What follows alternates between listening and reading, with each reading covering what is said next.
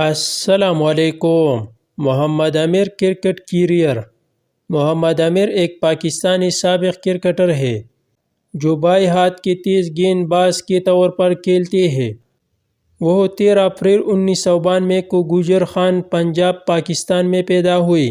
عامر نے Pakistan cricket team کے لیے 2009 میں ڈیبیو کیا اور 2009 کی ICC T20 ورلڈ کپ میں اپنی بالنگ کی مہارت کی وجہ سے اپنی ٹیم کو فتح دلائی اور جلد ہی دنیا کی باصلاحیت فاسٹ بالر میں سے ایک بن گئی۔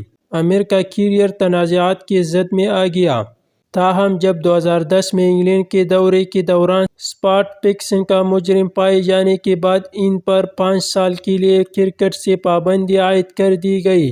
عامر 2016 میں بین الاقوامی کرکٹ میں واپس آئے اور اپنی بالنگ کی مہارت سے 2017 کی چیمپئن ٹرافی میں اپنی ٹیم کو فتح دلائی۔